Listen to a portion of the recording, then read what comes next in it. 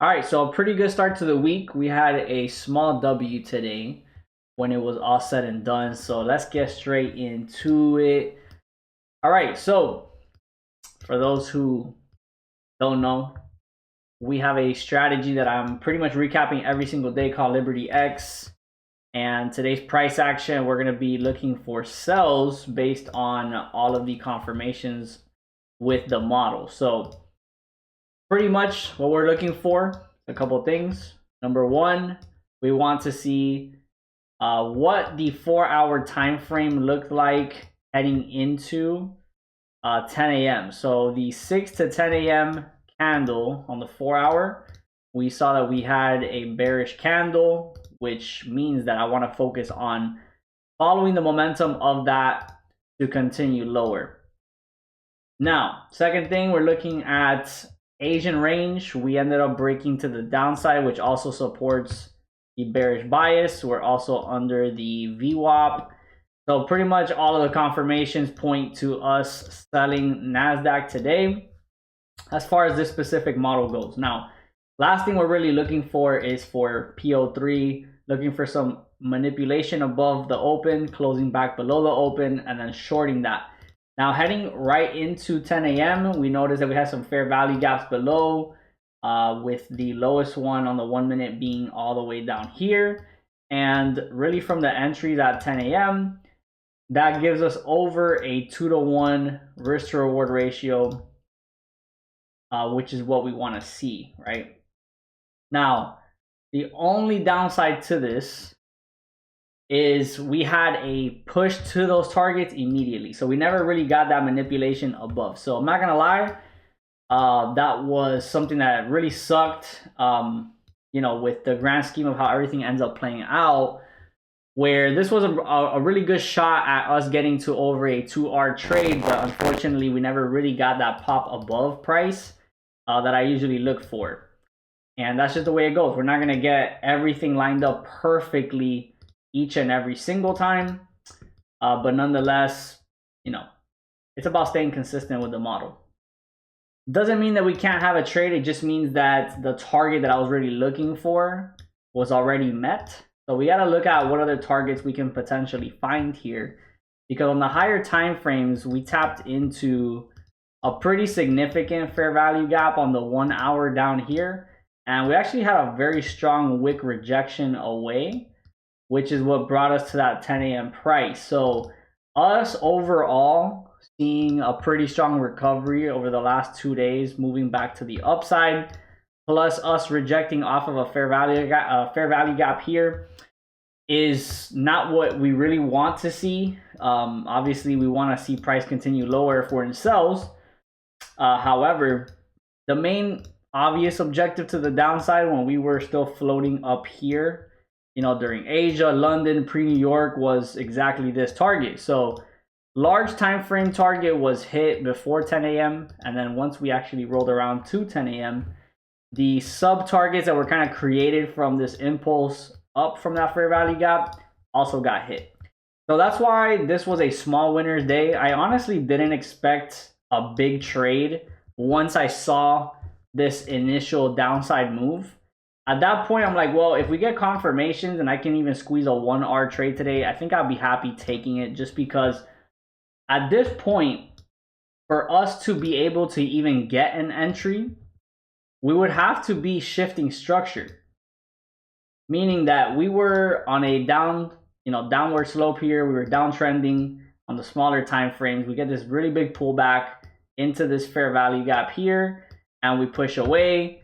So once we react and reject this low point, that is forming now the beginning of a reversal. Because, again, if we have this low, we have a pullback, but price fails to make a new low during this rally, and it actually comes up above here, that is now a shift of structure where we went from bearish to now on the small time frames bullish. So again, still following the model, still following the confirmations, but just having that context there was important to just kind of know what was realistic as far as what targets we can potentially make here. Now, I'm not a fan of closing 1R, at least on a consistent basis, but if you can get a pretty high probability trade where you're making a 1R, it doesn't hurt to take it and make the money. I mean, at the end of the day, that's going to basically give us, whatever we risk on the next trade basically for free, if that makes sense, right? We're making back whatever we would risk, meaning that kind of pays for the next trade. Even if we get stopped out the next trade, this specific win can at least pad that loss. So that's the way I looked at it today. Again, the only possible way for us to get the scenario I'm looking for where price pops up above 10 a.m. and drops is if on the small time frames we get a shift of structure, which is not bearish. That's actually bullish signature. So price unfolded here a little bit more, and eventually we tap to this entry right here. So again, you can see multiple points where price tries to come lower and just does not. So all of these lower highs forming here are just showing us that we're trying to move our way up. Ended up forwarding a candle too early here, but essentially once we got that cross here and we start to move our way back down, I'm already focused on pulling the trigger for sells there. 50-point stop, more than enough today, honestly. And again, we have these fair value gaps that are left behind from this impulse. So at least there, I know the 1R trade has reason for it to work out, and it did. So on stream today, I ended up calling out these shorts for the community. And I did give them the heads up. I'm like, I don't think we're going to get a 2R plus trade the way that price has rejected off the higher time frame fair value gap. The fact that we're now seeing like the small time frame order flow change, kind of printing new highs on that time frame. But yeah, pretty much we ended up finally seeing price reject the VWAP. We're still under Asia. The 6 a.m. candle obviously doesn't change, and we get that rejection, end up coming down to 1R and immediately rejecting back up. All right, so yeah, from there was a second opportunity added for those that maybe went break even on that, which we also talked about on the session, where we popped back above, started crossing right here, and so shorting from this level, we had another opportunity basically to go for another 1R trade, and it ended up hitting 1R again. Not much more than that. I think it went for like 1.2 and then it basically reversed. So all in all, if I say it's a small win day, it's not really a great trade today, but it's the way we kind of built up into 10 a.m. that was the issue. And really, again, the main thing I was looking for was that 2R plus move, which ended up being this one. We just never got at least one candle pop above before the drop, kind of similar to this. And also this right here. That's more what I want to see. Price literally just 10 a.m. candle open and just immediately dropped. So not much we could do there if we're going to follow everything to the T. But yeah, again, I'm not going to ever complain about 1Rs. There's a lot of great traders out there that focus literally on 1R systems as like their, just main way of trading. And you can definitely do damage with a high win rate, of course. If you're 70-80% win rate at 1-to-1, you're gonna do well. For me, again, at 2-to-1 pluses, I'm good there. Whenever we have those easier days like we saw on Friday. But yeah, small win to start the week, and just give us some padding heading into tomorrow. So we'll see how things unfold. If you guys have been tapped into the last market outlooks, you guys know I talked about this scenario where we ended up touching these higher time frame fair value gaps up here. Really highlight the 30-minute. We ended up reacting off of this, which is ultimately what caused that drop off today,